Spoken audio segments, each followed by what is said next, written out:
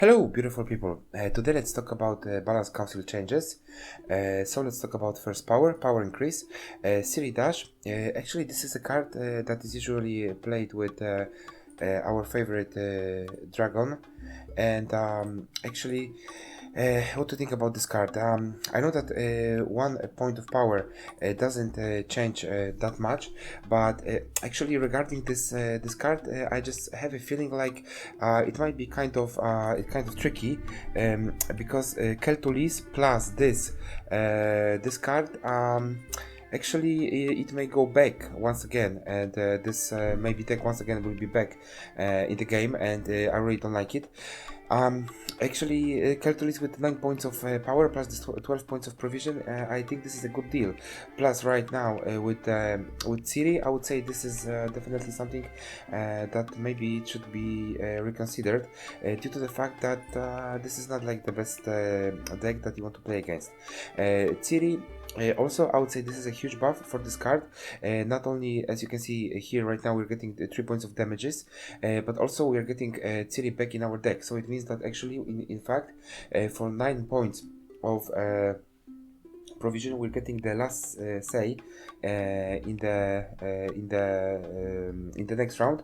And also, even if we're gonna play this card only twice, we're still getting 15 points out of 9. Then we have Afa. This is crazy. I would say this is completely an overspill. If you think about it, for 9 points of provision, you're getting 5 points of power. Not to mention that you will boost all your soldiers with armor by 1. And if you're gonna compare this card into the other cards that are being summoned, this is just crazy strong. So I would say definitely we will see this card in every deck with the Imperial formation, and with every deck with soldiers. Then we have a Madman, and actually this is a very good change. I would say this card definitely needed a buff, so right now Lugos will be played more often. Ves, also a good change. Actually this card was unplayable. Maybe right now we're gonna see this card also more often. Roderick, also a good change, although sometimes I could see here and there Fire Sworn and Congregation, but actually Roderick was never included, so maybe this is finally a change that will make this card being played quite often. Nausicaa every month. Sorry. Firesworn, also I agree with this change. Definitely this card needed the buff because usually it was being destroyed automatically. The range Corsair, definitely I don't agree, as if you're gonna think about it, 12 points for only 5 points of provision. This is now it's the strongest bronze card in the game, most probably. Terror Crew, a change that will not do a lot. You would have to do it in this way, that you would give this Terror Crew Axe wielder every single round one point of shield, 1 point of armor, and then you would remove this point of armor, and then you would have like a constant engine. If you just do it once, then it's gonna be 844, which is not a great deal, and also this is a conditional, so it's I wouldn't consider this as a good one, but if you're gonna keep repeating this, then yes, then this is a big change. Like always, some guys they just don't like certain cards, and Quacks right now is being completely destroyed. I don't agree with this change. Living Armor, alright, this is just a filler. Lord Riptide, every month story. Iris, also a filler. This is it has no impact. Shandor, yes, I agree with this change because actually this card is being unstoppable.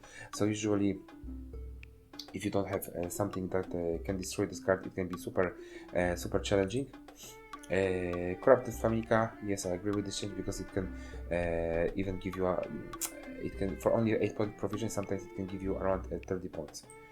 Then Albrecht, was it necessary? Not really, because actually I wouldn't say like that was the biggest issue of this deck. Shady Vendor, I completely disagree with this change because last season I haven't played even once against a deck with Shady Vendors. Master of Puppets, so this is a buff actually, so I also don't agree with this change. Messenger of the Sea, it's kind of tricky because actually the card by itself it's kind of good, but actually the Rage of the Sea, it's not a good archetype, and this is very conditional.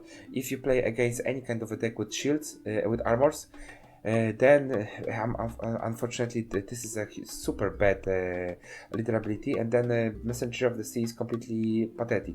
So I would say it's very conditional, but I wouldn't definitely change this card. And this is not. It wasn't like a card that needs to be changed in the first place.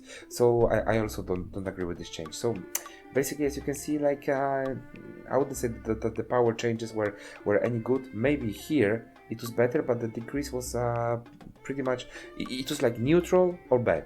And now the provision increase, I don't know what to think about it. I don't think that was the little ability that had to be changed like in the first place this season. This one is only because of this crazy deck that some people didn't like it. This is completely RNG, and I don't know what to think about it, because then with the stated ale, it's just completely destroyed this card. Torres, yes, I agree with this change, because this is a crazy strong card, and definitely it had to be changed a long time ago. And then we have Siege. Yes, also I agree with this change, because it seems like although this is not a strong scenario, but with the other cards, then it changes into crazy removal. Ivar, so actually with the provision, yes, I agree with this, because this is a crazy strong card.